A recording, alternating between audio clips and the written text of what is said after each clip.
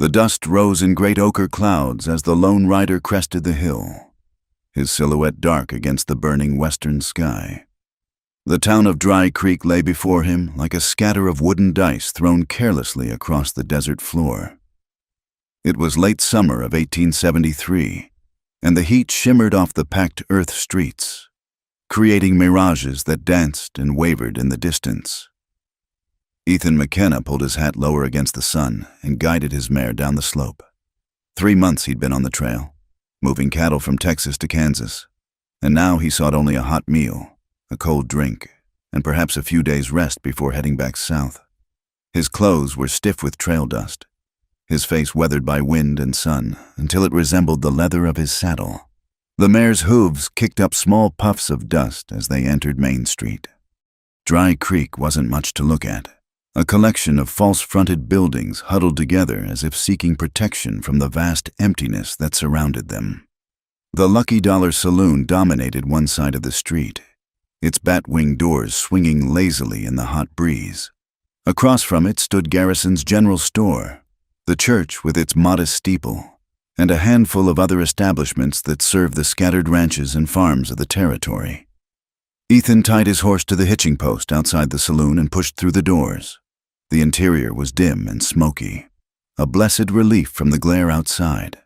Men sat hunched over tables, nursing whiskeys and beers, their conversations a low rumble, punctuated by the occasional burst of laughter or the slap of cards on wood. "Stranger," the bartender called out. A greeting and a question rolled into one. "Whiskey," Ethan replied, settling himself at the bar. "And information about a lodging, if you've got it." The bartender, a portly man with impressive mutton chops, poured amber liquid into a glass. "Sam Morrison's got rooms above the store. Clean sheets, fair price." He leaned in conspiratorially. "Though if I were you, I'd be angling for an invitation to the Wheelan place.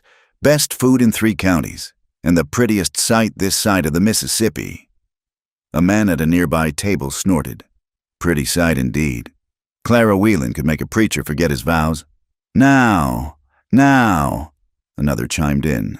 "Let's not forget there's 2 Wheelan sisters, though I suppose nobody counts the widow anymore." The bartender shook his head. "Shame about Abigail. Used to be quite the beauty herself before life got hold of her. Now she's just another burden on old man Wheelan's shoulders." Ethan sipped his whiskey, letting the burn chase away the trail dust in his throat. He'd learned long ago that listening often told you more than asking. "Burden's right," the first man continued. "What cowboy in his right mind would saddle himself with a widow and another man's child? Clara, now, she's fresh as morning dew. No complications. Speaking of which," the bartender said, eyeing Ethan with renewed interest, "you wouldn't be looking for work, would you? Tom Wheelan's always needing good hands, and he'd be mighty grateful to any man who took a shine to Clara. Been trying to marry her off for 2 years now." "Might be I'm looking for work," Ethan allowed. "Depends on the terms." The bartender grinned. "Terms are good at the Wheelan spread, and who knows? Play your cards right. You might end up with more than wages." He winked broadly. "There's a social at the church come Saturday. Good chance to meet the local families." As if summoned by the conversation, the saloon doors swung open and a young woman entered. The room fell silent. She was indeed pretty, golden hair pinned up in elaborate curls, a dress of pale blue that highlighted her slim figure, cheeks pink with health and youth. She moved with the confidence of someone accustomed to being watched. "Mr. Garrison," she called to a man near the door. "Mama's wondering about the fabric she ordered. Tell her it'll be here Tuesday. Miss Clara." The shopkeeper replied, practically bowing. Her gaze swept the room and landed on Ethan. For a moment, their eyes met. Hers were blue as cornflowers, bright with curiosity.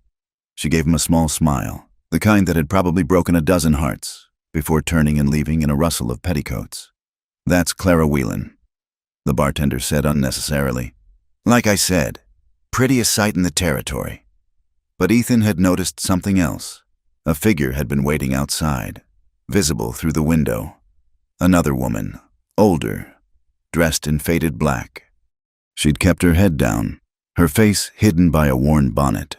But there'd been something in her posture, a rigid dignity despite her shabby clothes, that caught his attention. When Clara emerged, this woman fell into step behind her, and Ethan glimpsed her face in profile, strong features marked by hardship. But there was something else there too, a kind of fierce grace that the harsh life hadn't quite managed to extinguish. "The widow," someone muttered, following his gaze. "Abigail follows Clara around like a shadow when they come to town. Protective, I suppose, though what Clara needs protecting from in Dry Creek, I couldn't say. Maybe she's protecting Clara from cowboys like him," another man joked, jerking his thumb at Ethan. The room erupted in laughter. Ethan finished his whiskey and stood. "Where might I find this Tom Whelan if I'm interested in that work?" 3 miles north. Follow the creek until you see the cottonwoods. Big white house, can't miss it, miss." The bartender refilled glasses around the bar. "You heading out there now?" "Might as well.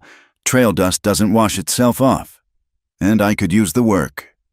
He left money on the bar and stepped back into the blazing afternoon. His mare whickered a greeting, and he took a moment to water her at the trough before mounting up. As he rode north, following the directions given, his mind wandered to those 2 women, one golden and pampered, the other worn and weathered. The pretty sister and the widow no cowboy wanted. The Whelan ranch materialized out of the heat haze like something from a dream. Cottonwoods provided blessed shade, their leaves whispering secrets in the hot wind. The house was indeed big and white, with a wraparound porch and real glass windows that caught the sunlight. Compared to the sodden dugouts and rough cabins that dotted most of the territory, it was practically a mansion. Tom Whelan himself came out to greet him, a big man with graying hair and the prosperous belly of someone who hadn't missed many meals. His handshake was firm, his manner businesslike but friendly. "Always looking for good hands," he said after Ethan had introduced himself and stated his business. "You come with references." "Just finished a drive to Abilene. Trail boss was Jim Crawford out of San Antonio. He'll vouch for me if you send word." Whelan nodded approvingly. "Crawford's a good man. All right, you're hired. $1 a day and found. Bunkhouse is behind the barn. Supper's at sundown." He paused, then added with studied casualness, "We take our meals in the main house. My wife insists on it. Says it keeps the hands civilized." As if on cue, the front door opened and Clara appeared. "Papa, Mama wants to know—" "Oh." She stopped, her hand flying to her throat in a gesture that seemed practiced. "I didn't realize we had company." "This is Ethan McKenna, our new hand," Whelan said. "McKenna, my daughter Clara. Miss Whelan." Ethan touched his hat brim. "Mr. McKenna." She replied, dropping a small curtsy. "How nice to have new faces around. Will you be staying long?" "That depends on your father, miss." She smiled that same bright smile from the saloon. "Well, I do hope you'll be joining us for supper. Mama always makes extra for Saturday nights." "Clara," a voice called from inside the house. "Stop dawdling and come help with the preserves." Clara's pretty face showed a flash of irritation before smoothing back into pleasant lines. "Coming. Abigail," she called back, then to Ethan. "My sister. She's quite the taskmaster." She said it lightly, but there was an edge underneath. After she'd gone inside, Whelan walked Ethan to the bunkhouse. "That's my youngest," he said with obvious pride. "Light of my life. That girl, her sister Abigail, lives with us too. Lost her husband 2 years back. Fever took him. Left her with a boy to raise." He shook his head. "Hard thing for a woman, being widowed so young. She's a help to her mother, though good with her hands. Keeps the house running smooth." The bunkhouse was clean and spare, empty at the moment with the other hands out working. Ethan chose a bunk near the window and stowed his few possessions. "One more thing," Whelan said from the doorway. "That social at the church Saturday, you'd be welcome to come. Good way to meet folks and—" He cleared his throat. "Well, Clara does enjoy dancing." The meaning was clear as creek water. Ethan nodded noncommittally. "I'll keep it in mind. Mr. Whelan." Alone. He sat on his bunk and pulled off his boots. Through the window, he could see the back of the main house. A woman was hanging laundry, her movements quick and efficient. She had her sleeves rolled up, revealing arms tanned and strong from work. A small boy, maybe 6 years old, played near her feet, pushing a carved wooden horse through the dust. It was the widow, Abigail. Without the concealing bonnet, he could see her face clearly. She wasn't beautiful in the conventional sense, not like her sister, but there was something compelling about her features. High cheekbones, a firm jaw, eyes that seemed to hold depths of experience far beyond her years. Her dark hair was pulled back severely, but a few strands had escaped to curl around her face in the heat. As he watched, she paused in her work to bend down and adjust the boy's collar, her face softening with a mother's tenderness. The child said something that made her laugh, a surprised sound, as if she'd forgotten she could. Then, as if sensing observation, she looked up. Their eyes met across the distance. For a heartbeat, neither moved. Then color rose in her cheeks and she turned away, gathering the empty basket and hurrying inside, the boy trailing after her. Ethan lay back on his bunk, hands behind his head. He'd come to Dry Creek seeking only rest and wages, but something told him he'd found something else entirely. What that something was, only time would tell. The sun was starting its descent toward the horizon, painting the sky in shades of rose and gold. Soon it would be supper time. He'd sit at Tom Whelan's table, make polite conversation with pretty Clara, and try not to stare at the widow with the haunted eyes and work-worn hands. The dining room of the Whelan house spoke of prosperity carefully maintained. The table was solid oak, polished to a warm glow, set with china that had survived the journey west without a single chip. Oil lamps cast golden pools of light, and the smell of roasted beef filled the air. Ethan entered with the other hands. 3 men who'd greeted him with the careful reserve cowboys showed newcomers. He'd washed and changed into his cleanest shirt, though he still felt trail rough compared to the civilized setting. "Mr. McKenna," Clara's voice rang out bright as a bell. "Do sit here." She patted the chair beside her, smiling that practiced smile. Tom Whelan sat at the head of the table, his wife Martha at the foot, a thin, nervous woman who fluttered her hands when she spoke. The other hands took their usual places, leaving Ethan no choice but to accept Clara's invitation. As he sat, he noticed Abigail entering from the kitchen, carrying a platter of biscuits. She'd changed from her work dress into something equally plain but clean, her hair still pulled back severely. She moved quietly, setting the platter on the table without meeting anyone's eyes. "Abigail, dear," Martha Whelan said, "do sit down. Everything looks wonderful." The widow took a seat across from Ethan, next to her son, the boy, Samuel. Ethan watched everything with the bright curiosity of childhood, his dark hair sticking up despite what had clearly been recent attempts to smooth it down. "Mr. McKenna has just come from a cattle drive," Clara announced to the table at large. "How exciting that must have been. Tell us, was it terribly dangerous?" Ethan carved his beef, aware of being the center of attention. "No more dangerous than any other work out here, Miss. Weather and rivers cause more trouble than anything else." "Oh, but surely there were Indians? Bandits?" Clara's eyes were wide with manufactured fascination. "Clara," Abigail's voice was quiet but firm. "Mr. McKenna is trying to eat his supper." Clara's pretty face showed a flash of something less pretty. "I'm merely making conversation. Abigail, something you might try occasionally." An uncomfortable silence fell. Ethan noticed how Abigail's hand stilled on her fork, knuckles whitening slightly. But when she spoke, her voice remained level. "You're right, of course. Forgive me. Mr. McKenna, how did you find the trail conditions this year?" It was a practical question, the kind ranchers actually cared about. Ethan found himself responding more naturally, discussing water sources and grass conditions. Tom Whelan joined in, and soon the men were deep in conversation about cattle prices and railroad expansion. Through it all, Ethan remained acutely aware of the woman across from him. She ate sparingly, often pausing to cut her son's meat or wipe his chin. Her movements were economical, graceful in their efficiency. When she reached for the salt, he noticed her hands, not soft and white like Clara's, but capable hands that knew work. There was a small scar on her left thumb, white against her sun-touched skin. "Mama," Samuel piped up suddenly. "Can I show Mr. McKenna my horse after supper?" "I'm sure Mr.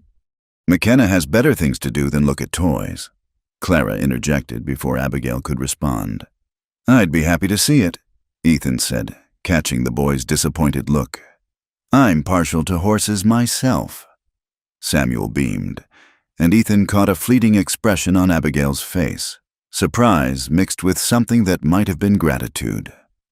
The meal continued, Clara monopolizing the conversation with tales of church socials and visiting neighbors. She was charming in the way a music box was charming, pretty and predictable, each gesture and laugh perfectly timed.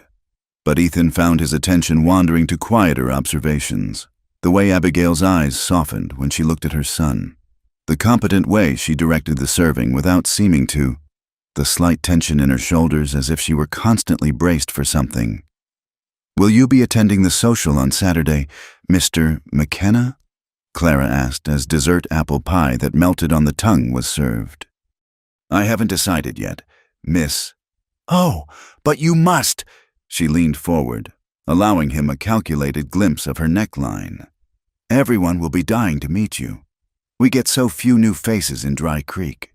"Leave the man be, Clara," Tom Whelan said with fond exasperation. "He's only just arrived. I'm merely being welcoming, Papa." She turned back to Ethan. "I do hope you'll come. I promise to save you a dance." Across the table, Abigail rose abruptly. "Excuse me, I need to check on the coffee." She disappeared into the kitchen, and Ethan noticed Clara's small smile of satisfaction. The dynamic between the sisters was becoming clearer. Clara, the pampered pet. Abigail, the useful drudge. It was a common enough arrangement in families where one daughter was pretty and one was not considered marriageable. When Abigail returned with the coffee, her face was composed, but there was a tightness around her eyes. She poured with steady hands, serving everyone before resuming her seat. "Delicious as always, Abigail." One of the ranch hands, Bill something, commented, "You sure can cook." "Thank you," she murmured, but Ethan caught the pleased flush that rose in her cheeks at the simple compliment. "Yes, Abigail is quite accomplished in the domestic arts," Clara said sweetly. "So fortunate. Really, what would a widow do without such skills?" The cruelty was subtle but unmistakable. Ethan saw Abigail's jaw tighten, saw young Samuel look between his mother and aunt with confusion. The boy might not understand the words, but children were quick to sense emotional currents. "In my experience," Ethan said conversationally, "the most valuable people are those who know how to work. Pretty is pleasant, but competence keeps you alive out here." The table fell silent. Clara's cheeks flushed pink, while Tom Whelan cleared his throat uncomfortably. But Ethan noticed the corner of Abigail's mouth twitch. Not quite a smile, but close.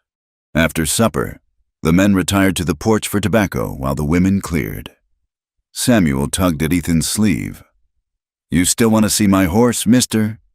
"Samuel." Abigail appeared in the doorway, dish towel in hand. "Don't bother, Mr. McKenna." "It's no bother," Ethan assured her. He stood, looking down at her from his considerable height. "That was a fine meal. Mrs. He realized he didn't know her married name. "Carson," she supplied quietly. "Abigail Carson, and thank you." For a moment they stood there, caught in each other's gaze. Her eyes, he noticed, were not brown as he'd thought, but a deep hazel with flecks of green. There was something in them, a mixture of wariness and wounded pride that spoke of hard lessons learned. "My horse," Samuel reminded them impatiently. The moment broke. Abigail stepped aside, and Ethan followed the boy to a corner of the porch where his carved toy waited. It was a good piece of work, detailed despite its small size. "Who made this for you?" Ethan asked, examining it. "Mama did," Samuel said proudly. "She can make anything. She made me soldiers too, but Clara said soldiers aren't appropriate." He sounded out the big word carefully. "Your mama's talented," Ethan said, meaning it. The carving showed real skill. She used to make pretty things. Samuel confided, "Before Papa went to heaven. Now she mostly makes useful things." Ethan heard the echo of adult conversations in those words, probably overheard and imperfectly understood. He handed the horse back to the boy. "Useful things are important too, I guess." Samuel looked up at him with eyes that were mirrors of his mother's. "Are you going to marry Aunt Clara?" The question startled a laugh out of Ethan. "What makes you ask that?" "Everybody marries Aunt Clara." "Well, tries to. Mama says she's particular." Another carefully pronounced word. "Are you gonna try?" "Samuel." Abigail appeared around the corner, mortification written on her face. "What have I told you about asking personal questions?" "But Mama, I just wanted to know." "Inside, young man. Time to wash up for bed." Samuel's shoulders drooped, but he obeyed. Abigail watched him go, then turned to Ethan. "I apologize for my son. He doesn't understand." She trailed off, gesturing helplessly. "Nothing to apologize for. He's a fine boy. Bright. Too bright sometimes," she murmured. Then, more formally, "Thank you for being kind to him. Not everyone is." The words held weight. Speaking of slights and snubs her son had endured, Ethan felt a surge of anger at anyone who would be unkind to a child. "He's lucky to have you," he said simply. She looked at him then, really looked at him, as if trying to gauge his sincerity. Whatever she saw seemed to satisfy her, for some of the tension left her shoulders. "I should go. He truly does need to prepare for bed." She hesitated, then added, "Welcome to the Whelan Ranch, Mr. McKenna. I hope you'll be happy here." She was gone before he could respond, her dark skirts disappearing into the house. Ethan stood alone on the porch, the carved horse forgotten in his hand, wondering why her simple welcome meant more to him than all of Clara's calculated charms. From inside came the sound of voices, Clara's petulant tones and her father's placating responses. On the other side of the house, he could hear Abigail's quieter voice, singing what sounded like a lullaby. The contrast was stark, and Ethan found himself drawn to the gentler sound. He placed the toy horse carefully on the porch rail where Samuel would find it in the morning, then headed to the bunkhouse, behind him. Lamplight glowed warm in the windows, and somewhere a nightbird called across the darkening sky. He'd been in Dry Creek less than a day, but already he sensed the undercurrents that ran beneath its placid surface. In the bunkhouse, the other hands were settling in for the night. "So," Bill asked with a knowing grin, "Clara stake her claim yet?" "She's a forward little thing," another added, "but pretty enough to get away with it. Pretty enough to get a man leg shackled before he knows what hit him." The third muttered. Ethan sat on his bunk, pulling off his boots. "What about the other sister, the widow?" The men exchanged glances. "Abigail? She keeps to herself mostly. Works hard, doesn't complain. Tom Whelan took her in when her husband died, but—" Bill shrugged. "Well, you've seen how it is. Clara's the princess, Abigail's the servant. That's just how things are. Shame, really," the older hand said. "She was something before Carson died. Had a little place of their own. Was making a go of it. Then the fever came through and—" He made a helpless gesture. "No family of her own? None that would claim her. Carson was a drifter who stayed put for a while. Good man, worked hard, but no connections. When he died, she had nothing but the boy and the clothes on her back." Ethan lay back, staring at the rough ceiling.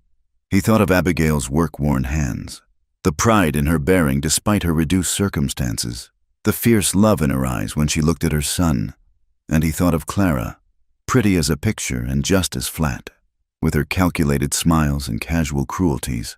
Outside, a coyote howled in the distance, and the wind whispered secrets through the cottonwoods. Tomorrow would bring work and sweat and the endless rhythms of ranch life. But tonight, Ethan found himself thinking of hazel eyes and a quiet voice singing lullabies in the darkness. The dust storm rolled across the prairie like a living thing, a wall of brown fury that blotted out the sun. Ethan had seen it coming from miles away, the ominous cloud building on the horizon while he helped repair fence lines on the Whelan property's eastern boundary. "Storm coming in fast," Bill shouted over the rising wind. "We best get back." The ranch hands spurred their horses toward home, but the storm moved faster. Within minutes, the world disappeared into a howling chaos of dirt and debris. Ethan pulled his bandana over his nose and mouth, squinting through the assault of grit and sand. Through the brown haze, he could make out the ranch buildings. Most of the household would be battened down by now, but movement near the smaller cabin caught his eye. A figure struggled with a flapping door. Abigail, trying to secure her and Samuel's quarters against the storm. Without thinking, Ethan veered his horse toward her. She was fighting to hold the door while simultaneously trying to nail a loose board across the window. The wind whipped her skirts and tore at her hair, which had come loose from its usual severe style. "Get inside," he shouted, jumping from his horse. She shook her head stubbornly, still wrestling with the board. "The window will break! Samuel!" Ethan took the hammer from her hands. "Inside, now!" For once, she didn't argue. As she ducked through the doorway, Ethan caught a glimpse of Samuel's frightened face peering out. Working quickly, he secured the board across the window, then added his weight to hers against the door as they forced it shut and dropped the bar into place.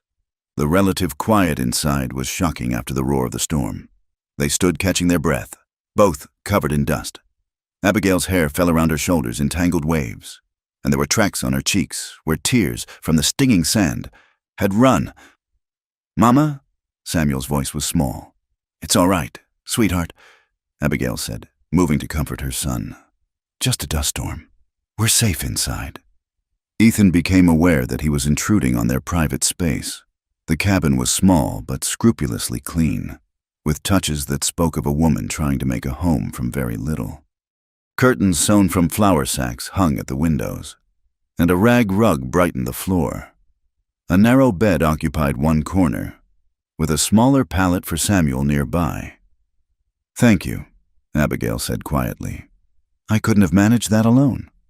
"You were doing pretty well," Ethan observed. "Most women would have run for shelter. Most women don't have a leaking roof and a son afraid of storms." She moved to the table where a basin of water sat, wringing out a cloth. "Here, you're covered in dust." He accepted the cloth gratefully, wiping his face and hands. Outside, the storm continued its assault, rattling the boards he just nailed into place. "Is it going to blow us away?" Samuel asked, pressing close to his mother. "No, baby, the cabin is strong. Remember how we talked about this? The storms come, but they always pass." Ethan watched her gentle handling of the boy's fear, the way she made him feel safe despite her own obvious concern about the damage the storm might cause. There was a leak already starting in one corner, and she quickly placed a pot beneath it. "I could fix that," he offered. "When the storm passes." She looked at him, surprise flickering across her features. "That's kind of you, but I couldn't impose. You have your regular work." "It's no imposition." They stood there, awkwardly aware of the forced intimacy of the situation. The storm had created a strange bubble of isolation, cutting them off from the rest of the ranch. "Would you like some coffee?" Abigail asked finally. "I have some on the stove." He accepted, settling carefully onto one of the two chairs at the small table. Samuel, his fear easing as the storm showed no signs of breaching their shelter, brought his carved horse to show Ethan again. "Mama's teaching me letters," the boy announced. "Want to see?" "Samuel, I'm sure Mr. McKenna." "I'd like to see," Ethan interrupted gently. Samuel fetched a slate and carefully wrote his name in uneven letters. The pride on his face was matched by the quiet glow in his mother's eyes. "That's fine work," Ethan said seriously. "Better than mine was at your age."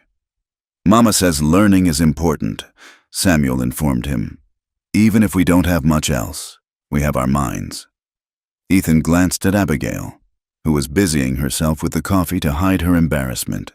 He understood now why she worked so hard, why she endured Clara's small cruelties without complaint. Everything was for this boy, to give him a chance at something better. "Your mama's right," he said. "Man who can read and write can go anywhere, be anything." They sat quietly as the storm raged outside. Abigail served coffee in cups that didn't match but were clean and unchipped. The conversation meandered. Samuel's lessons. The challenges of ranch life. Carefully avoiding anything too personal. But underneath the casual talk, Ethan sensed deeper currents.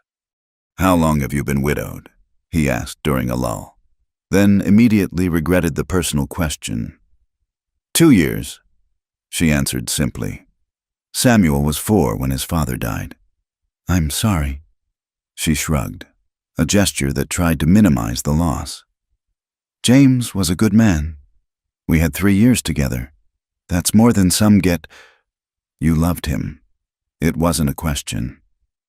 "Yes," she met his eyes directly. "Does that surprise you, that a plain woman could love and be loved in return?" "You're not plain," he said without thinking, then felt heat rise in his face at the bold statement. She stared at him, color blooming in her cheeks.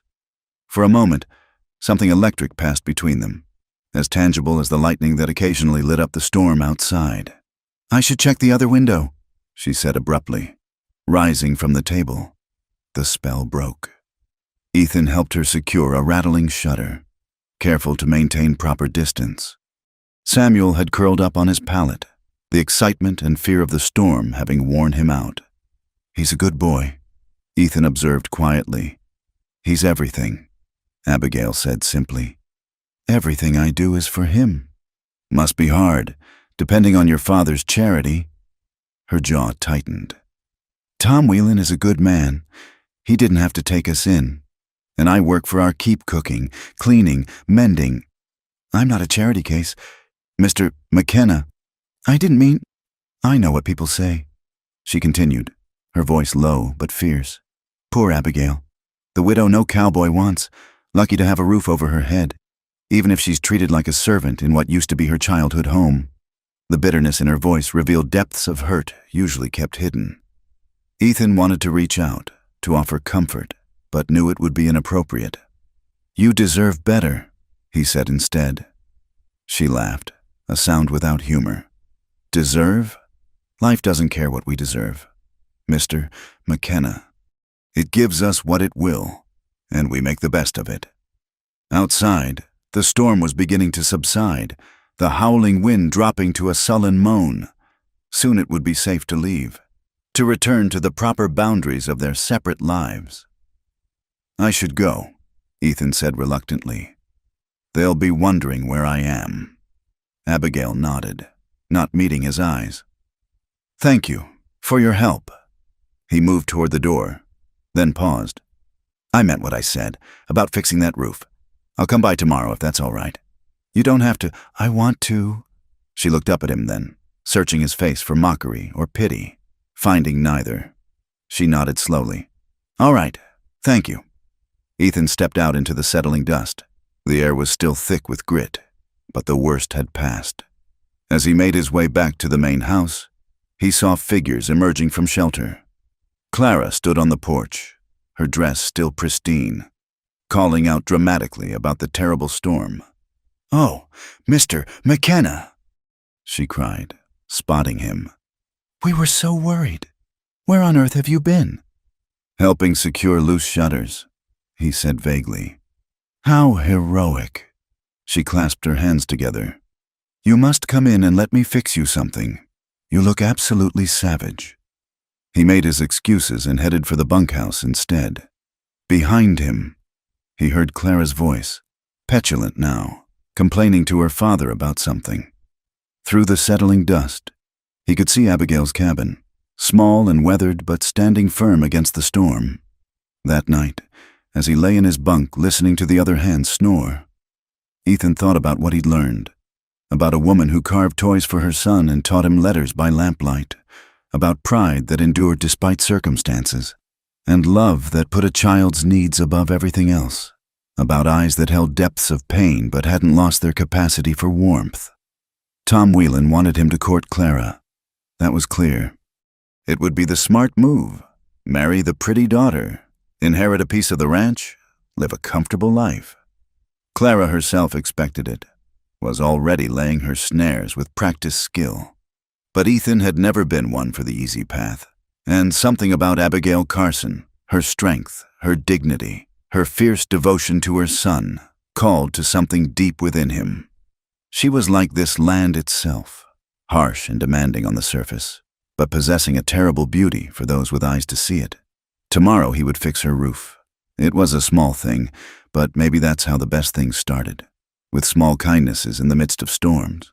And maybe, just maybe, he could show her that not all cowboys were fools who valued pretty faces over true worth. The wind had died to a whisper now, and somewhere a nighthawk called across the empty plains. Ethan closed his eyes and dreamed of hazel eyes and work-worn hands, and a woman who stood against storms with nothing but determination and love. The church social was in full swing when Ethan arrived, the small building blazing with lamplight and buzzing with conversation. He'd cleaned up as best he could, though his one good shirt seemed plain compared to the finery on display. Dry Creek's entire population had turned out, eager for any excuse to gather and gossip. "Mr. McKenna!" Clara's voice carried across the room. She glided toward him in a dress of buttercup yellow, every ribbon and ruffle perfectly placed. "I was beginning to think you weren't coming. Miss Whelan." He touched his hat brim politely. "Oh, we must have that dance you promised." She slipped her arm through his before he could respond, leading him toward the cleared area where couples were already moving to the fiddle music. Ethan allowed himself to be pulled along, aware of the approving looks from Tom Whelan and the other town elders. This was what they expected, what made sense in their ordered world. The pretty daughter and the new cowboy, a story as old as the frontier itself. As they danced, Clara kept up a steady stream of chatter about neighbors and weather and her plans for new curtains.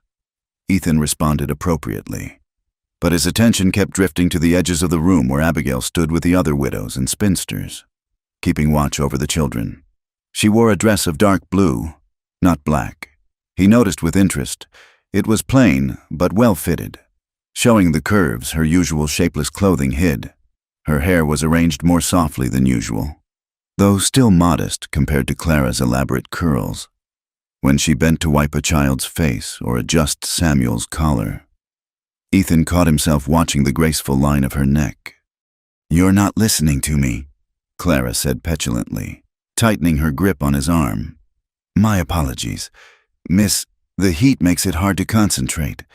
She simpered, taking this as a compliment to her beauty's distracting power. "Perhaps we should step outside for some air." Before he could respond, a commotion erupted near the refreshment table. Mrs.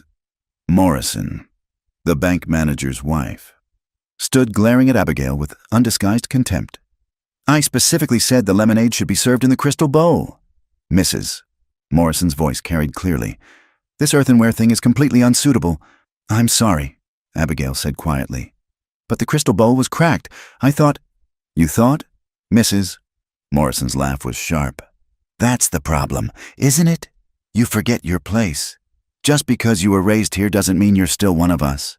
You're a servant now, and servants don't think. They obey." The room had gone quiet, everyone pretending not to watch while hanging on every word. Ethan saw Abigail's face flush, saw her hands tremble as she began transferring lemonade to another bowl. "How dare you?" Clara said suddenly, her voice ringing with false sympathy. "How dare you speak to my dear sister that way?" She swept across the room, placing herself between Abigail and Mrs. Morrison. Abigail is family. She may have fallen in circumstances, but she's still a Whelan.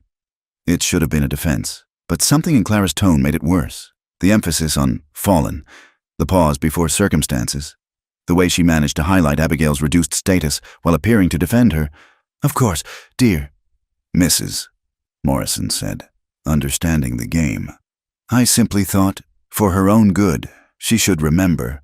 Well, We all know how hard it must be, depending on charity. Indeed, Clara agreed sweetly.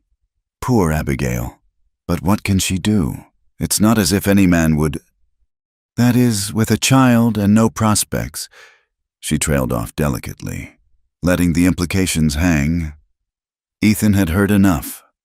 He crossed the room in long strides, ignoring Clara's startled protest. "Mrs. Carson," he said formally, "might I have this dance?" The room collectively held its breath. Abigail stared at him, eyes wide with shock. I don't. "Please," he said quietly, extending his hand. She looked at his hand, then at the watching crowd, then back at him. Something shifted in her expression, a squaring of shoulders, a lifting of chin. She placed her hand in his. "Thank you, Mr. McKenna." He led her to the dance floor, acutely aware of the whispers erupting behind them. Clara's face had gone from yellow dress to red face in seconds, while Tom Whelan looked thunderous. "You don't have to do this," Abigail whispered as they began to move to the music. "I know Clara has nothing to do with this," Ethan said firmly. "I asked you to dance because I wanted to." She stumbled slightly, and he steadied her. "But why? You could have any girl here. Clara is beautiful, young, comes with a ranch. And you're worth 10 of her," he said bluntly. Abigail's breath caught. They moved in silence for a moment, finding their rhythm. She danced well, better than Clara with all her practiced graces. There was something natural about the way she moved, as if her body remembered happier times. "People are staring," she murmured. "Let them. You don't understand." Her voice was urgent now. "This will have consequences. Tom Whelan won't forgive this insult to Clara. You could lose your position. Then I'll find another." "Why?" She looked up at him, those hazel eyes searching his face. "Why would you risk anything for me? I'm nothing special, a widow with a child, past my prime, working as a servant in my own family's home." "Stop," Ethan commanded quietly. "Stop repeating their words." She fell silent, but he could feel the tension in her body, see the glimmer of tears she was fighting back. "You want to know why?" he continued. "Because I've watched you. I've seen how you care for that boy, how you work without complaint, how you hold your head up no matter what they throw at you. I've seen you fix what's broken and make beauty from nothing. You carved that horse for Samuel with your own hands. You teach him his letters by lamplight after working all day. You faced down that storm to protect what little you have. That's just survival." She protested weakly. "No," he said. "That's strength. That's love. That's everything that matters out here." He spun her gently, bringing her closer. "Clara's beautiful. Yes, like a china doll is beautiful, pretty to look at, useless for anything else. But you're like this land. You endure. You grow things in impossible soil. You're real." The music ended, but for a moment they stood frozen, his hand still at her waist, hers on his shoulder. Around them, the social continued, but in their small circle, time had stopped. "Mr. McKenna." Tom Whelan's voice cut through the moment like a blade. "A word, if you please." Ethan released Abigail slowly, deliberately. "Save me another dance," he told her, loud enough for others to hear. He followed Whelan outside, where the older man rounded on him immediately. "What the hell do you think you're playing at?" "I'm not playing at anything, sir. You humiliated my daughter in front of the entire town. I asked a woman to dance. If that humiliates Clara, perhaps she should examine why." Whelan's face darkened. "Don't get clever with me. Boy, I hired you to work cattle, not to upset the natural order of things. Clara had expectations. Based on what? I never gave her any encouragement. You didn't have to. Any man with sense would jump at the chance to marry her. She's beautiful, accomplished, spoiled and cruel." Ethan interrupted. "I heard what she said in there, defending her sister by reminding everyone of her reduced circumstances. That's not kindness. Mr. Whelan, that's cruelty dressed up in silk." "How dare you!" I dare because it's true, and you know it. You've let Clara become a petty tyrant while Abigail works herself to the bone for the roof over her head. Ethan took a breath, controlling his temper.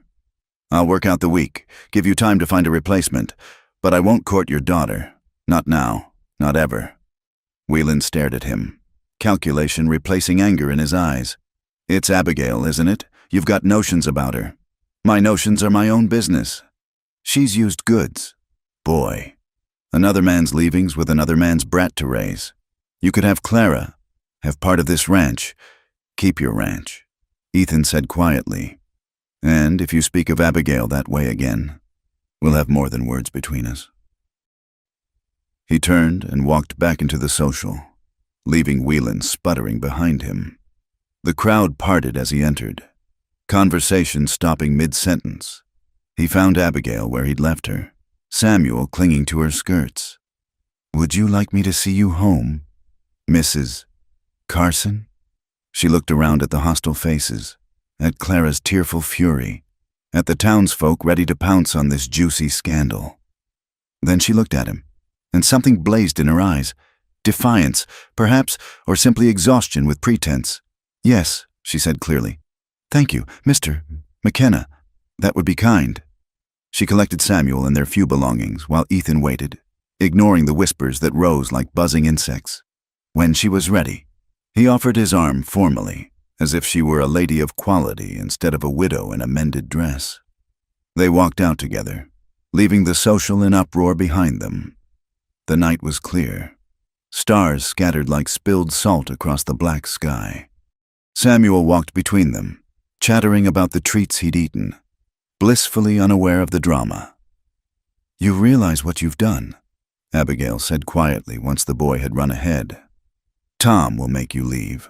Clara will make sure no one in town hires you. You'll have to move on. Maybe, Ethan agreed. Question is, would you come with me? She stopped walking so abruptly he nearly stumbled. What? I'm not a man for games or long courtships, he said. I know what I want. I want you. You and Samuel. A real family, built on respect and partnership, not pretty faces and ranch deeds. You barely know me. I know enough. I know you're strong and kind and brave. I know you love that boy more than life. I know you deserve better than scraps from your sister's table.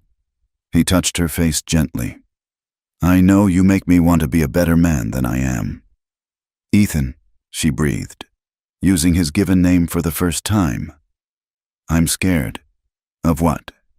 Of hoping, of believing this is real. Of waking up and finding it's all been a dream. Her voice broke.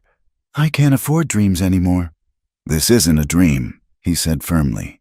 This is a choice. My choice.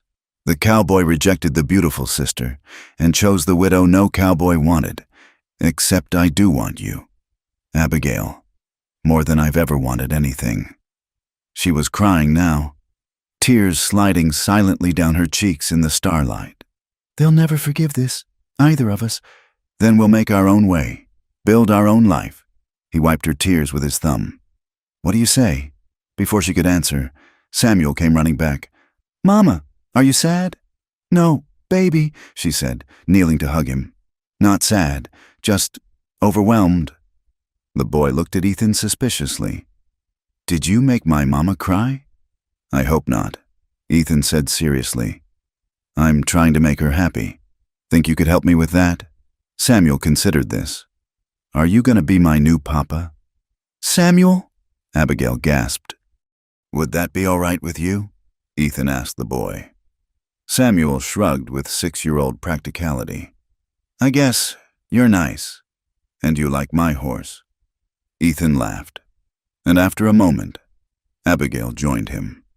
They stood there in the starlight, laughing and crying and holding on to each other, while the church social continued without them. Tomorrow would bring consequences. Anger, the need for new plans. But tonight, under the vast western sky, a cowboy and a widow and a small boy made their own small circle of light against the darkness. The attack came at the devil's hour, when the night was blackest and the town slept deepest. Ethan woke to the sound of horses, too many horses moving too fast for honest business. He rolled from his bunk, pulling on boots and grabbing his rifle in one practiced motion. "Raiders!" Bill shouted from the window. "Coming in from the north!" The bunkhouse erupted in controlled chaos as the hands armed themselves. Outside, orange flames were already licking at the Morrison Bank, and the crack of gunfire split the night. This wasn't random violence. It was organized, planned. The garrison gang, most likely, come to clean out Dry Creek's meager wealth. "Protect the main house!" someone yelled. But Ethan's thoughts flew elsewhere. Abigail and Samuel were alone in their cabin, isolated from the other buildings. He broke from the group, running through the darkness toward their small dwelling. The raiders had thought of it too. 3 men were already there, one kicking at the door while the others stood watch. Ethan could hear Samuel's terrified cries from inside, Abigail's voice trying to calm him even as she barricaded the entrance. No time for subtlety. Ethan raised his rifle and fired, dropping the man at the door. The others spun, returning fire, and Ethan dove behind the wood pile as bullets splintered the logs around him. "Get that door open," one raider shouted. "Woman and kid might be worth something." The remaining man at the door raised his boot again, and this time the wood cracked. Ethan heard Abigail scream, not in fear, but in fury. The distinctive blast of a shotgun followed, and the raider stumbled backward, clutching his shoulder. Good girl, Ethan thought. But she'd have only one more shot, and there were still 2 men standing. He broke cover, firing as he ran. One raider went down, but the other got off a shot that burned across Ethan's ribs. Pain flared hot and sharp, but he kept moving, tackling the last man before he could reload. They rolled in the dirt, grappling for control of the gun. The raider was bigger, heavier, and Ethan's wound was bleeding freely now. Black spots danced at the edges of his vision as the man's hands found his throat. Then the shotgun roared again, and the pressure vanished. Ethan gasped for air, seeing Abigail standing in the doorway, the smoking gun in her hands. The raider lay still beside him. "Ethan!" She dropped the gun and ran to him, falling to her knees in the dirt. "You're hurt." "Just a graze," he managed, though the world was tilting alarmingly. "Samuel?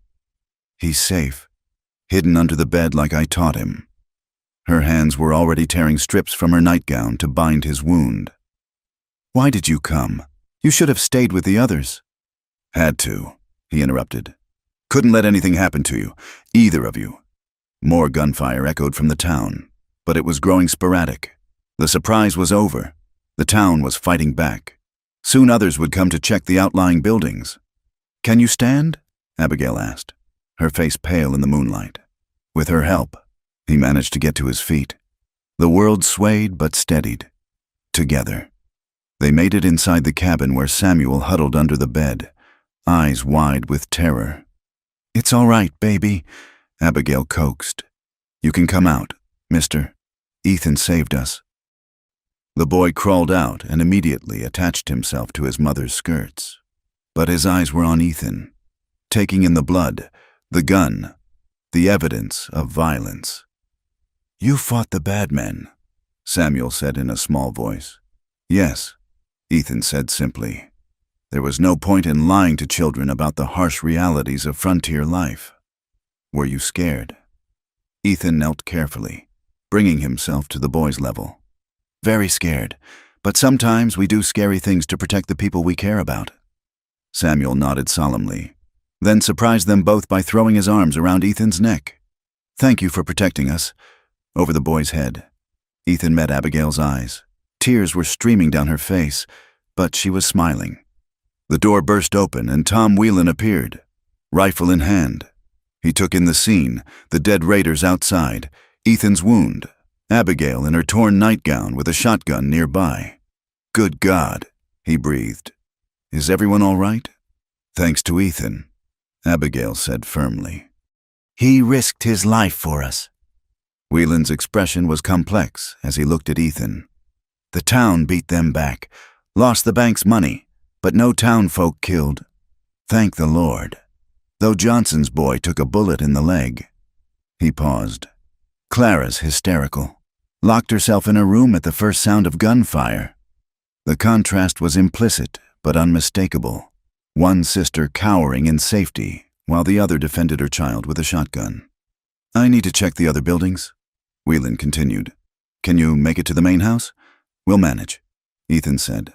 After Whelan left, Abigail helped Ethan to a chair and properly cleaned and dressed his wound.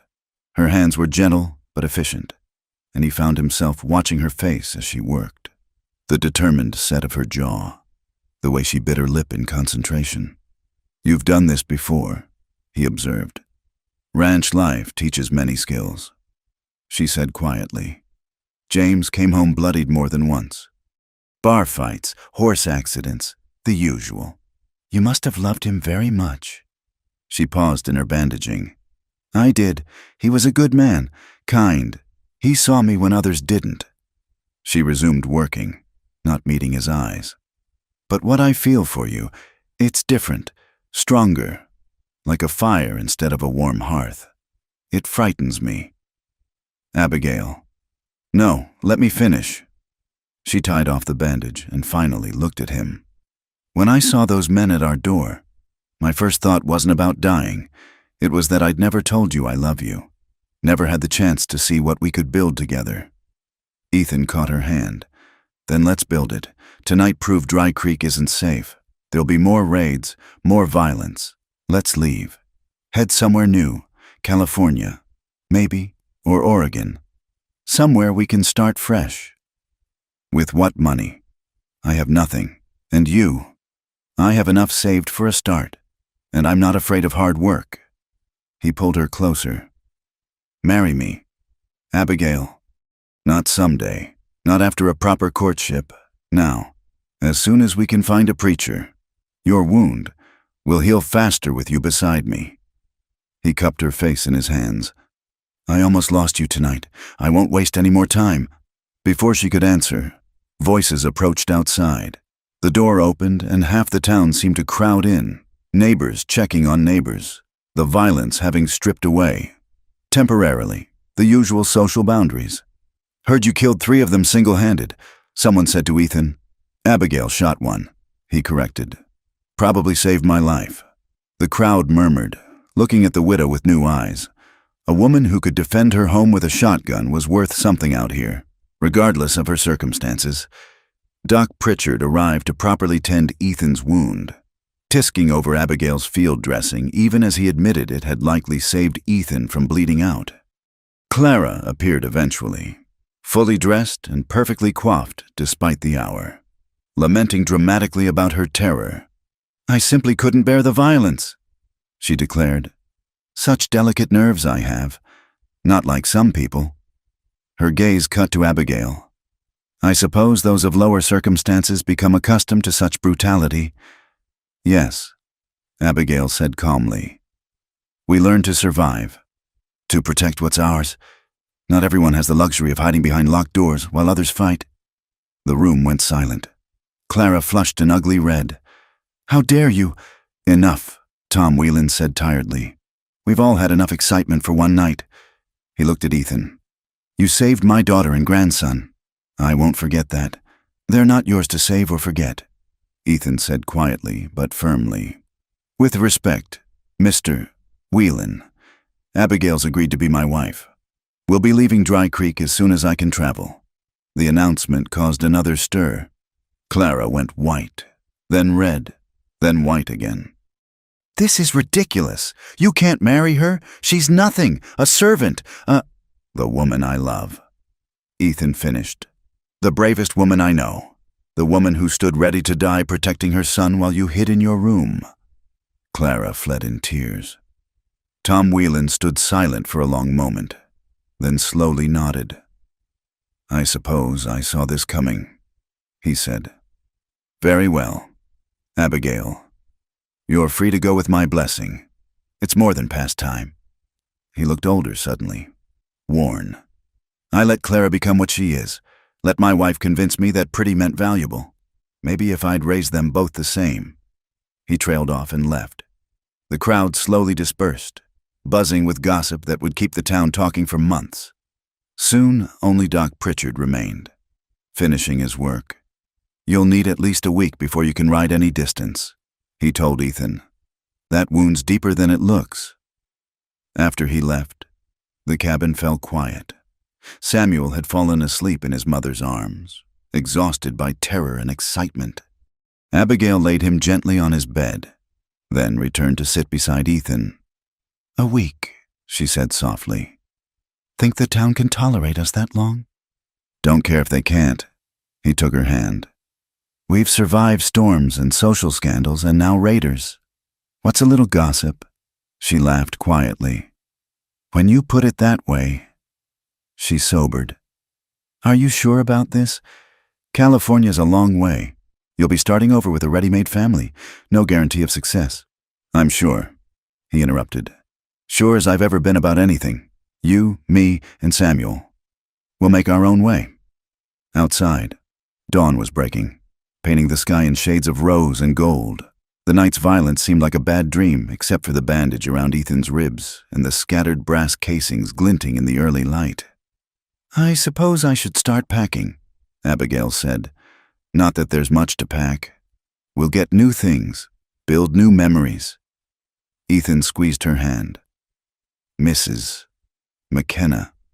She smiled, and it transformed her face, showing hints of the girl she'd been before life marked her.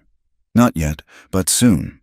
They sat together, hands clasped, watching the sun rise over Dry Creek. In a week they'd leave this place behind, heading west toward new possibilities. The cowboy who rejected the beautiful sister for the widow no one wanted, riding toward a future built on love instead of convenience, strength instead of beauty, truth instead of pretty lies. The town would talk about it for years, the night of the raid, the scandal of Ethan's choice, the way Abigail Carson had stood in her doorway with a shotgun and fire in her eyes. But by then, they'd be long gone, writing their own story under California skies. The Lucky Dollar Saloon had seen its share of drama, but the sight of Ethan McKenna lying on one of its tables, blood seeping through his bandages while Abigail Carson held his hand, was something new entirely. Doc Pritchard worked with steady hands, cleaning the wound that had torn open during Ethan's defense of the widow and her son. "Damn fool thing, running around playing hero with a hole in your ribs," the doctor muttered, but his tone held grudging respect. "Had to," Ethan gritted out between clenched teeth as the whiskey-soaked cloth burned against raw flesh. "They needed me. Most men would have stayed with the main group," Pritchard observed. "Protected the important buildings, the bank, the big house where the Whelan money sits. Those weren't the important things," Ethan said simply, his eyes finding Abigail's. She hadn't left his side since they'd brought him in, despite the townspeople's whispers and stares. Her dress was still torn from making bandages, her hair fallen from its pins, and there were powder burns on her hands from firing the shotgun. She looked nothing like the proper ladies of Dry Creek, and everything like the partner Ethan wanted beside him. "Mama, is Mr. Ethan going to be all right?" Samuel's small voice piped up from where he sat in the corner, clutching his carved horse. "Yes, sweetheart," Abigail assured him, though her face was pale with worry. "Doc Pritchard is the best there is." "Don't know about that," the doctor said gruffly. "But I've patched up enough cowboys to know this one's too stubborn to die from a little bullet graze." The saloon doors swung open and Clara Whelan swept in, dressed now in an elaborate mourning costume, though no one had died. The black silk and velvet were clearly meant to emphasize her delicate sensibilities after the night's violence. "I demand to know what's happening here," she announced. "Papa says you're still planning to leave with her." She couldn't bring herself to say Abigail's name. "That's right," Ethan confirmed, not bothering to sit up despite the impropriety of addressing a lady from his back. "This is madness." Clara's carefully modulated voice rose to something approaching a shriek. "You could have had me. I was prepared to accept your suit. Despite your rough ways, I would have civilized you, made you respectable." "I don't want to be civilized," Ethan interrupted. "I want to be happy, and Abigail makes me happy." "She's used goods," Clara spat out, abandoning all pretense of refinement. "Another man's leavings. She's nothing but a servant, a burden on our family's charity." "Enough." Abigail stood slowly, and something in her bearing made Clara take a step back. "You're right. Clara, I am used goods, as you so delicately put it. I've been married. I've borne a child. I've known love and loss and hard work. My hands are rough and my face is weathered, and I'll never be pretty again." She moved closer to her sister, and the contrast between them was stark. One all silk and softness, the other steel and strength. "But I know things you don't," Abigail continued quietly. "I know how to keep a house through a hard winter on almost nothing. I know how to nurse a sick child through a fever. I know how to load a gun and defend what's mine. I know the value of a man who runs toward danger to protect others instead of away from it." "You know nothing?" Clara's perfect face was twisted with rage. "You think you've won something. You've got a saddle tramp with no prospects, and you'll spend your life in poverty, old before your time." "I'll spend my life with someone who sees my worth," Abigail said firmly. "That's more than you'll have with all your beauty and father's money." Clara raised her hand as if to slap her sister, but Tom Whelan's voice stopped her. "That's enough, Clara." He stood in the doorway, looking tired and older than his years. "Go home. Papa, you can't take her side. I said go home." His tone brooked no argument. Clara fled in a rustle of black silk and wounded pride. Whelan approached the table where Ethan lay. "How bad is it, Doc?" "He'll live," Pritchard said, tying off the last bandage. "But he needs rest, a week at least before he can ride any distance." "He can recuperate at the house," Whelan said, surprising everyone. "Tom," Abigail began, but he held up a hand. "You saved my daughter and grandson last night," he said to Ethan. "Whatever else has passed between us, I owe you that debt. You'll stay at the house until you're healed. Both of you. It's time I remembered what family really means." He looked at Abigail then, and his expression softened. "I failed you, girl. Let Martha and Clara convince me that taking you in was enough, that letting you work for your keep was generous. But your father would have horsewhipped me for how you've been treated in his house. You gave us shelter when we had nothing," Abigail said quietly. "I gave you a roof and made you a servant under it." Whelan corrected harshly. "Let my youngest daughter treat you like dirt while you raised your boy in a cabin not fit for animals. No more." He turned to the gathered townspeople, many of whom had filtered in to gawk at the drama. "Let it be known," he said loudly, "that Abigail Carson, soon to be McKenna, leaves with my blessing and a dowry befitting a daughter of the Whelan house. Anyone who speaks against her speaks against me." The crowd murmured, shocked at this reversal. A few of the women who'd been kindest to Abigail over the years nodded approvingly. With help, Ethan was moved to the Whelan house, installed in the best guest room. Abigail tended him with gentle hands and worried eyes, while Samuel appointed himself guardian, sitting by the bed with his carved horse and chattering about their upcoming adventure. "Will there be bears in California?" the boy asked. "Maybe," Ethan said. "But don't worry. Your mama's proved she can handle dangerous critters." Samuel beamed. "Mama's brave. She shot the bad man." "The bravest," Ethan agreed, catching Abigail's hand as she adjusted his pillows. Over the next days, the town's attitude began to shift. The story of the raid grew in the telling, and Abigail's role in it, defending her home with a shotgun, saving Ethan's life, transformed her in people's eyes from pitied widow to frontier heroine. Women who'd barely acknowledged her before stopped by with food and good wishes. Men tipped their hats with newfound respect. Clara kept to her room, emerging only for meals where she maintained a martyred silence. But Martha Whelan, freed somehow from her younger daughter's influence, began to show glimpses of the woman she must have been before propriety and Clara's demands shaped her into nervous fluttering. "I remember when you were little," she told Abigail one evening, helping to pack what few belongings the widow owned. "You were always the serious one, even then. Always taking care of things, making sure Clara had what she needed."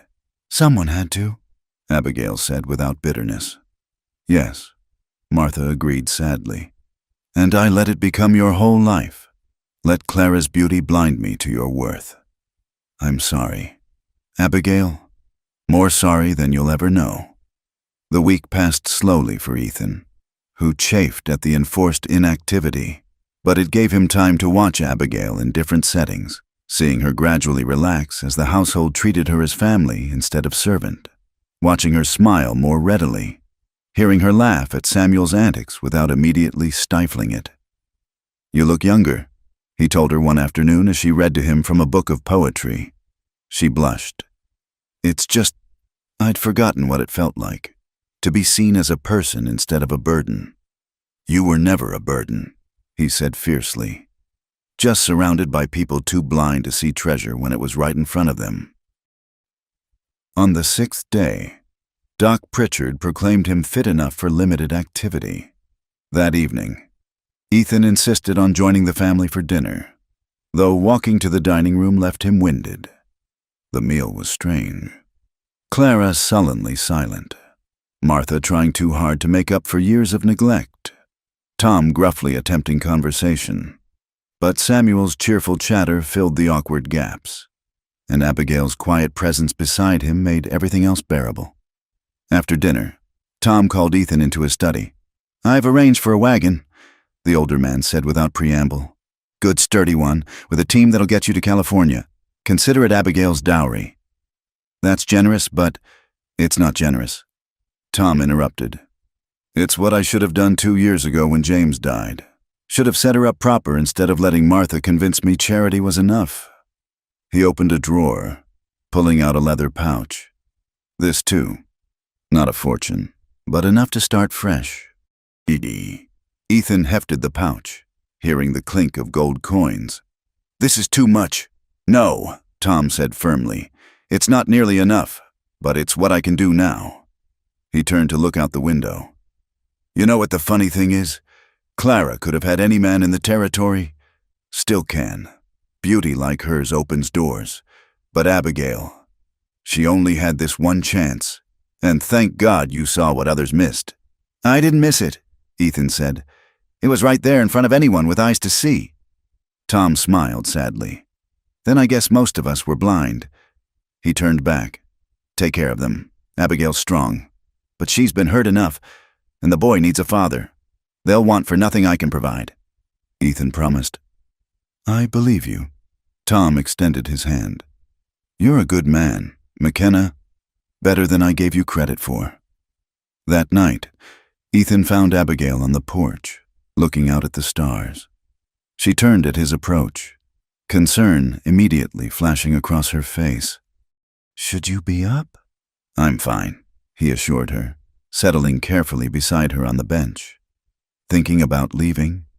About everything?" She admitted, 2 weeks ago I was resigned to my life, servant in my father's house, whispered about in town, watching Samuel grow up marked by my choices. Now, she turned to him, starlight catching in her eyes. "Now I have hope again. It terrifies me."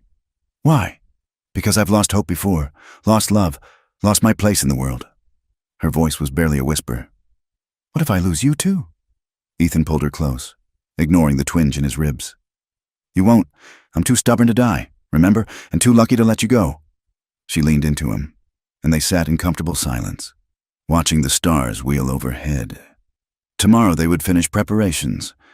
The next day, they'd leave Dry Creek forever. But tonight, they had this moment of peace between storms, this promise of a future neither had dared imagine. "I love you," Abigail said suddenly. "I should have said it before, when you asked me to marry you, but I was scared and overwhelmed and—" He silenced her with a kiss, gentle and promising.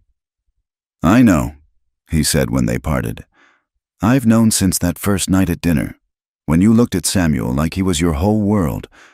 I want to be part of that world. Abigail, you and Samuel and whatever children come after—" "Children," she repeated wonderingly. "I hadn't dared think." "Think," he urged. "Dream, plan. We've got the rest of our lives to make it all real." From inside came the sound of Samuel calling for his mother, probably fighting sleep as usual. Abigail rose with a smile.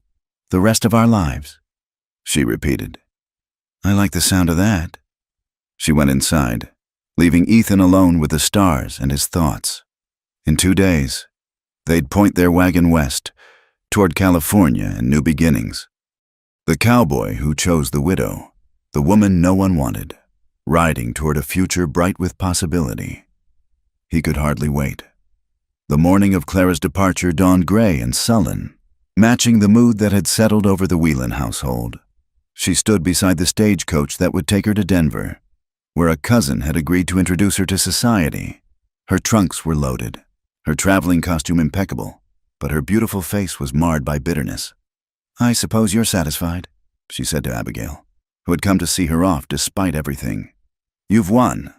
There was never a competition. Clara, Abigail replied quietly. Only in your mind.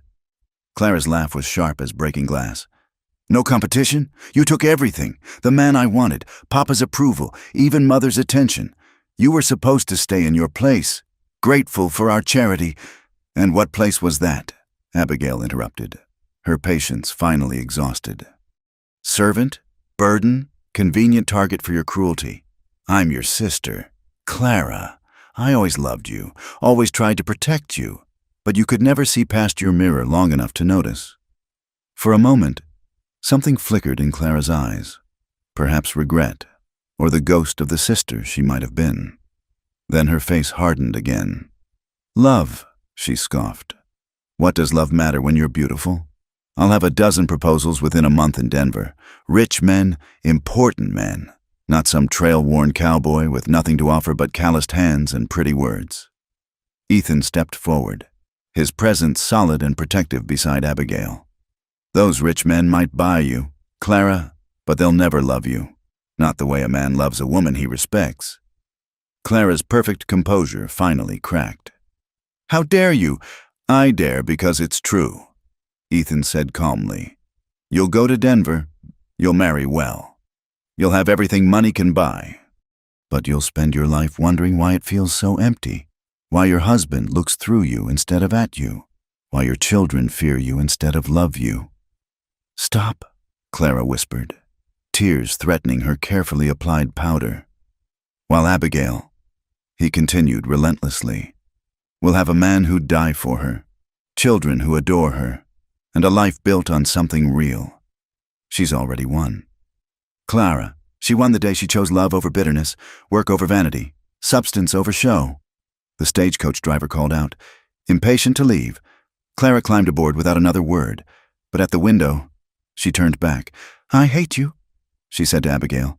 I've always hated you, for being older, for being Father's favorite before I was born, for making me look shallow by comparison.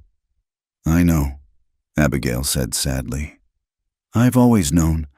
I'm sorry for whatever I did to make you feel that way. You existed, Clara said simply. That was enough. The coach pulled away, taking Clara and her bitterness toward whatever future awaited her in Denver. Tom and Martha Whelan stood watching until it disappeared. Then Martha surprised everyone by pulling Abigail into a fierce embrace. Maybe it's for the best, she murmured. Maybe away from here, she can become someone better. Maybe, Abigail agreed, though they all knew it was unlikely. Clara's poison ran too deep, fed for too long by preference and praise.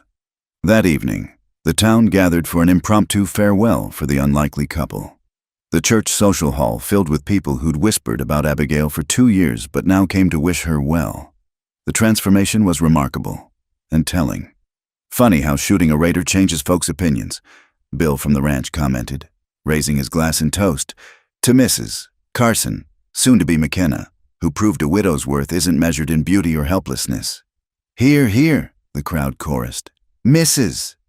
Morrison, who'd been so cruel about the lemonade bowl, approached with uncharacteristic humility.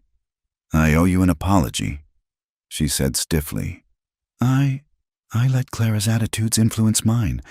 It was wrong. It's forgotten, Abigail said graciously, though Ethan noticed her hand trembled slightly in his. The evening continued with music and dancing. Ethan, still recovering, sat watching as Abigail was passed from partner to partner. Men who'd ignored her for 2 years now, eager to dance with the woman who'd become a legend. She handled it all with quiet dignity, but her eyes kept finding his across the room, as if assuring herself he was still there. "She looks happy," Tom Whelan observed, joining Ethan on the bench. "Haven't seen her truly happy since before James died. I'll keep her that way," Ethan promised. "I believe you will." Tom was quiet for a moment. "You said something earlier about me being her father's favorite before Clara was born. You were right. William Carson doted on that girl. When he died and left me as guardian, I promised I'd take care of his daughters. Both of them. You kept your promise." "Did I?" Tom's voice was bitter. "I gave them shelter. Yes, but I let Martha spoil Clara rotten while Abigail did all the work. Let one daughter become a monster while the other became a servant. Some guardian I was." "You're making it right now," Ethan pointed out. "The wagon, the money, your public support. It matters." "Too little, too late," Tom muttered. "But at least she's getting out, getting her chance." He stood abruptly. "Take care of her. McKenna. She's the best of the Carson line, whether she knows it or not," as if summoned by the conversation. Abigail appeared, flushed from dancing. "You should be resting," she scolded Ethan gently. "I'm resting," he protested. "Sitting right here, watching the prettiest woman in the room remember how to smile." She blushed deeper. "Ethan McKenna, you're a shameless flatterer." Just a man who knows what he's seeing," he corrected. "Dance with me?" "Your ribs. One dance won't kill me. And I want them all to see the cowboy who rejected the beautiful sister chose right." They moved slowly to the music, careful of his injury. Around them, the town watched and whispered. But for once the whispers seemed approving rather than cruel. "Do you think Clara will be all right?" Abigail asked quietly. "Do you care if she is? She's still my sister. Despite everything, I can't help hoping." She sighed. "It's foolish. I know. It's kind," Ethan corrected. "One of the many reasons I love you." Pastor Williams approached as the song ended. "I understand you're wanting to be married before you leave." "Tomorrow morning, if you're willing," Ethan confirmed. "It would be my honor, though I must say, when you first arrived in Dry Creek, I never imagined, well," he smiled at Abigail. "The Lord works in mysterious ways." "Mysterious indeed," she murmured. Later, as the gathering wound down, Abigail found herself surrounded by the women of the town, receiving advice about California, marriage, and starting over. Some of it was practical, some ridiculous, but all of it was kindly meant. "I have something for you," Mrs. Garrett, the banker's widow, said quietly. She pressed a small, wrapped package into Abigail's hands. "It was my mother's, for your wedding day." Abigail unwrapped it carefully, revealing a delicate gold locket on a fine chain. "I can accept this. You can and will." "Mrs. Garrett said firmly. "2 years ago, when my Henry died, you were the only one who came to sit with me, the only one who understood what it meant to lose a husband, to face raising children alone. You brought food when you barely had enough for yourself. This is inadequate, but it's what I have to give." Tears slipped down Abigail's cheeks as she embraced the older woman. Around them, other women nodded, remembering small kindnesses from the widow they'd all pitied and few had truly seen. "Mama!" Samuel's voice cut through the moment. He ran up, clutching something in his small hands. "Look what Mr. Tom gave me." It was a new pocket knife, child-sized but real. Tom Whelan followed more slowly, smiling at the boy's excitement. "Every young man heading west needs a good knife," he said gruffly. "Your papa can teach you to use it proper." "My papa," Samuel repeated, looking at Ethan with shining eyes. "I'm gonna have a papa again. The best papa," Ethan promised, ruffling the boy's hair. "Now, what do you say to Mr. Whelan?" "Thank you, sir," Samuel chirped, then ran off to show his treasure to the other children. The evening finally ended, and the family returned to the ranch. Tomorrow would bring a wedding, then departure for California. Abigail stood at her window in the main house, a guest room, not the servants' quarters she'd occupied for 2 years, looking out at the stars. A soft knock interrupted her thoughts. Martha Whelan entered, carrying a white dress. "It was mine," she said softly. "My wedding dress. I'd like you to wear it tomorrow, if it fits." The dress was beautiful, ivory silk with delicate lace, yellowed slightly with age but well preserved. It was finer than anything Abigail had worn since before James died. "Martha, Please," the older woman interrupted. "Let me do this one thing right. Let me send you off as the daughter I should have treated you as all along." They embraced then, 2 women who'd let circumstances and a beautiful, poisonous girl come between them for too long. When Martha left, Abigail tried on the dress. It fit perfectly, as if it had been waiting all these years for this moment. Outside her window, she could see the loaded wagon that would carry them west. Beyond it, the vast prairie stretched toward California and a new life. In a few hours, she'd stand before Pastor Williams and pledge herself to a man who'd seen her worth when everyone else saw only a burden. The cowboy rejected the beautiful sister and chose the widow no cowboy wanted. She whispered to her reflection, but that wasn't quite right anymore. She wasn't the widow no one wanted. She was the woman Ethan McKenna had fought raiders to protect, the woman he'd stood before the whole town to claim. Tomorrow she'd be Abigail McKenna, riding toward a future bright with possibility. Tonight, she was just a woman in love, counting the hours until her new life could begin. A coyote called somewhere in the darkness, and the wind whispered promises through the cottonwoods. Change was coming with the dawn, good change. Welcome change. And Abigail Carson was finally, truly ready for it. The sun rose like a benediction on Abigail Carson's wedding day, painting the prairie in shades of gold and rose. She stood before the mirror in Martha Whelan's borrowed dress, hardly recognizing the woman who looked back. Gone was the worn widow in faded black. In her place stood a bride, hope luminous in her eyes despite the years that had tried to extinguish it. "Mama, you look beautiful." Samuel burst into the room, dressed in his Sunday best, a new shirt. Tom Whelan had quietly purchased for the occasion. "Thank you, sweetheart." She knelt to straighten his collar, her hands trembling slightly. "Are you ready for our adventure?" "I've been ready forever," the boy declared. "Mister, Ethan says we might see the ocean in California. Is it really bigger than the whole prairie?" "Even bigger," she promised, though she'd never seen it herself. That was part of the magic. They were heading toward wonders none of them had witnessed, building dreams on hope rather than experience. A knock interrupted them. "Abigail." Tom Whelan's voice was unusually gentle. "It's time." The small church was fuller than she'd expected, despite the early hour. It seemed half of Dry Creek had turned out to witness the marriage of the widow no cowboy had wanted to the cowboy who'd chosen her over beauty and wealth.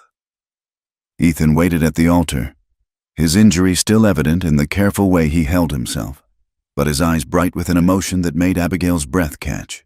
He wore his best clothes, simple but clean, and looked to her like everything she'd never dared hope for. Tom Whelan offered his arm. "May I?" he asked quietly. "I know I've no right, after these 2 years, but you took us in when we had nowhere else to go." Abigail interrupted. "Whatever came after, I'll always be grateful for that." He walked her down the aisle, past faces she'd known all her life.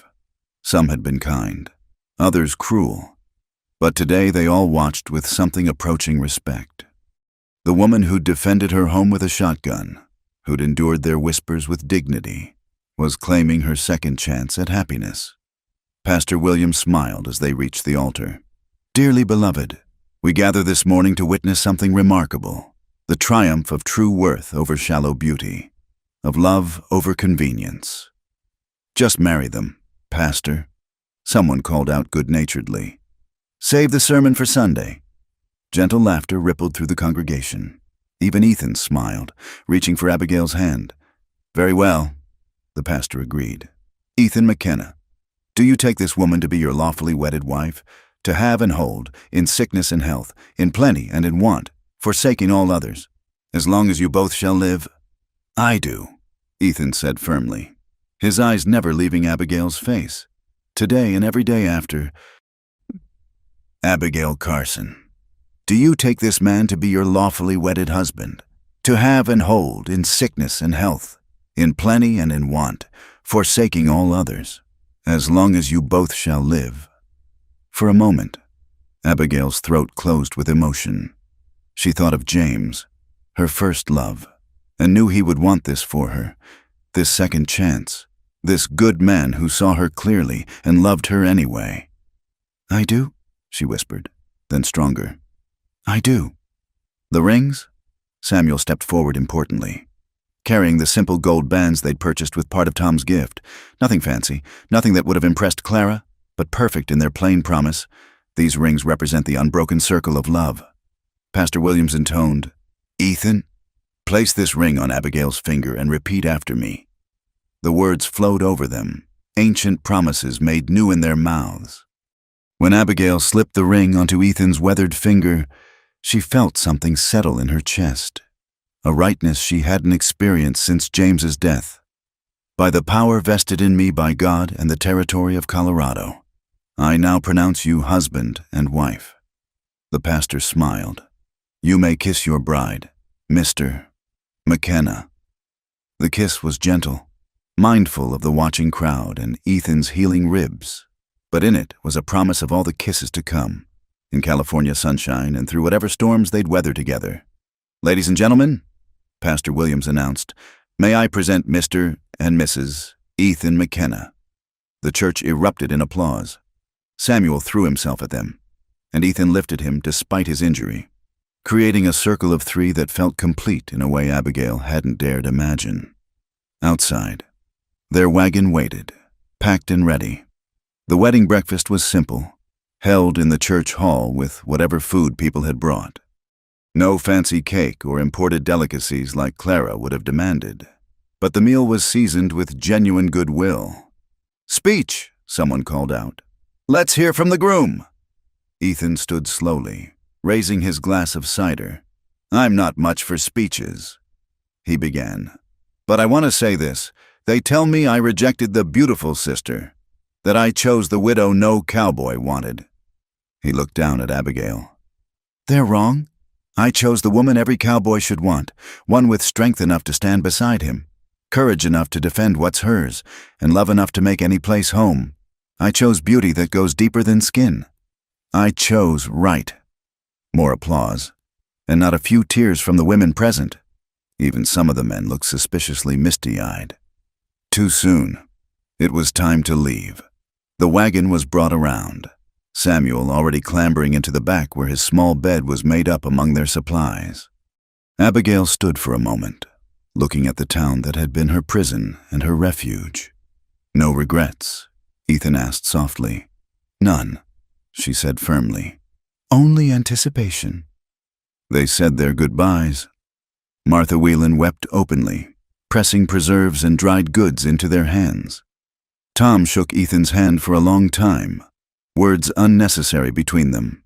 Even some who'd been unkindest came forward with small gifts or good wishes. Mrs. Morrison pressed a small sewing kit into Abigail's hands. For your new home, she said awkwardly. And I'm sorry for everything. It's already forgotten. Abigail assured her. Doc Pritchard checked Ethan's bandages one last time. You've got medical supplies in the wagon. Try not to need them. I'll have a good nurse, Ethan said, smiling at his new wife. Finally, they were ready. Ethan helped Abigail onto the wagon seat, then climbed up beside her, moving carefully but determined. Samuel popped his head up between them, too excited to stay in the back. Ready? Ethan asked, taking up the reins. Ready, Abigail confirmed, her hand finding his. California, here we come, Samuel shouted. Ethan clicked to the horses, and the wagon began to roll. Behind them, the population of Dry Creek stood watching. Some waved, some simply stared. In the doorway of the Whelan house, a figure in black appeared. Clara returned from the stage depot where she'd claimed illness to delay her departure. For a moment, the sisters' eyes met across the distance. Clara raised her hand slightly, whether in farewell or dismissal. Abigail couldn't tell. She raised her own hand in response, a final goodbye to the sister who'd chosen beauty over love, pride over family. Then the wagon crested the hill, and Dry Creek disappeared behind them. The prairie stretched endless before them, golden grass rippling like water in the wind. The sky was impossibly vast, bright with promise. Somewhere ahead lay California, a place none of them had seen but all had imagined. There would be challenges. Abigail knew. Hard days and harder nights, sickness and setbacks and all the trials of building a new life. But she would face them with a partner, not alone, with a man who saw her truly, loved her deeply, and had chosen her over easier paths. The widow no cowboy wanted had become the wife one cowboy treasured. "What are you thinking?" Ethan asked, glancing at her as he guided the horses along the rutted trail. "About Clara's last words at the church social," Abigail admitted. "She said I'd be old before my time, living in poverty with a saddle tramp. Regrets already. No?" She smiled, feeling younger than she had in years. "I was thinking she was wrong. I'm not growing older, I'm growing younger. Every mile we travel, I feel years falling away. By the time we reach California, I might be young enough to start believing in dreams again." "Believe," Ethan urged, covering her hand with his. "We've got nothing but dreams ahead of us now." "Look," Samuel pointed excitedly. "An eagle." They watched the bird soar overhead, riding the thermals with effortless grace. It flew west, as if showing them the way. "It's a sign," Abigail said softly. "Everything's a sign when you're happy." Ethan replied, "But I'll take it." They rolled on through the morning, 3 souls in a wagon heading toward a future written in hope rather than resignation. Behind them, their past grew smaller with each turn of the wheels. Ahead, California waited with all its golden promises. The cowboy had rejected the beautiful sister and chosen the widow no cowboy wanted. But more than that, he'd chosen love over appearance, substance over surface, a partner over an ornament. And in choosing her, he'd given Abigail back herself, helped her remember she was more than a burden, more than a servant, more than her sister's shadow. She was Abigail McKenna now, wife, mother, pioneer, a woman heading west with the man she loved, toward a life they'd build together from courage, hope, and the kind of love that sees clearly and chooses wisely. The sun climbed higher, blessing their journey. Samuel began to sing a song Abigail had taught him, his young voice bright with joy. Ethan joined in, his baritone mixing with the boy's soprano. After a moment, Abigail added her voice to theirs, and their song rose over the prairie like a prayer of thanksgiving. They were no longer the cowboy, the widow, and the fatherless child. They were a family, bound by choice rather than blood, stronger for the trials that had brought them together. And they were going home, not to a place they'd been, but to a place they'd make. The wagon rolled on, carrying them toward California and all the promises that waited there. And if anyone had been watching from Dry Creek, they would have seen something beautiful. Not the surface beauty Clara prized, but the deeper beauty of love triumphant, hope restored, and dreams reclaimed. The prairie wind whispered its blessing, and they disappeared into the vast horizon, writing their own story with every mile traveled, every song sung, every hand held. The beginning. Thank you for listening to this Wild West love story. I hope you enjoyed following Ethan and Abigail's journey from prejudice to acceptance, from loneliness to love. Where are you listening to this story from? Please comment below and let's connect. Don't forget to subscribe to the From Wild West channel and share your thoughts about this tale. Did Ethan make the right choice? What do you think happened to Clara? I'd love to hear your perspectives on this frontier romance.